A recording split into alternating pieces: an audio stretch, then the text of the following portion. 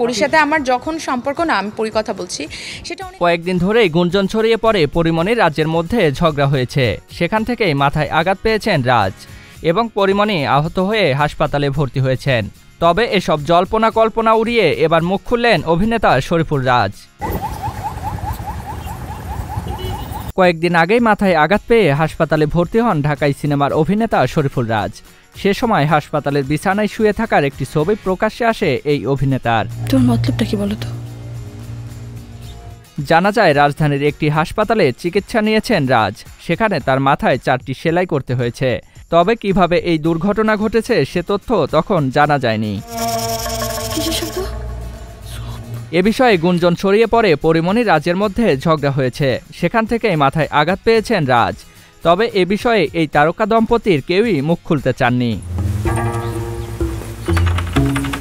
বিষয়টি নিয়ে যখন নানা জল্পনার ডালপালা মেলেছে, তখন গণমাধ্যমের কাছে সেদিনের ঘটনার বিস্তারিত জানিয়েছেন শরীফুল রাজ।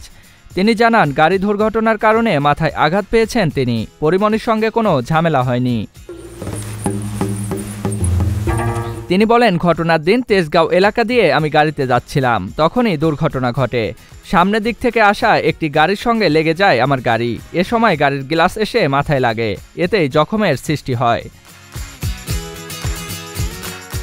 পরির সঙ্গে কোনো ঝামেলা বা কিছু হয়নি জানিয়ে এই অভিনেতা বলেন, আমাদের মধ্যে কোনো দাম্পত্য কলহ থেকে আঘাতপ্রাপ্তির ঘটনা ঘটেনি। কিছু অতি উৎসাহী মানুষ এসব গল্প ছড়াচ্ছে। এর আগে 17 আগস্ট রাত থেকেই জ্বরে ভুগছেন পরিমণি। শুক্রবার সন্ধ্যায় জ্বর নিয়ে রাজধানীর একটি বেসরকারি হাসপাতালে ভর্তি হন অভিনেত্রী। তার আগে ফেসবুকে ছড়িয়ে পড়া বেশ কিছু স্থিরচিত্র দেখে সবাই ভেবেছিলেন নিজেদের মধ্যকার মান অভিমান ভুলে প্রায় 3 মাস পর এক ছাদের নিচে ফিরছেন পরিমণি ও রাজ। তবে একদিনের ব্যবধানেই আবার বদলে গেল হিসাব। জিয়াউল ইসলাম, এসটি এন্টারটেইনমেন্ট।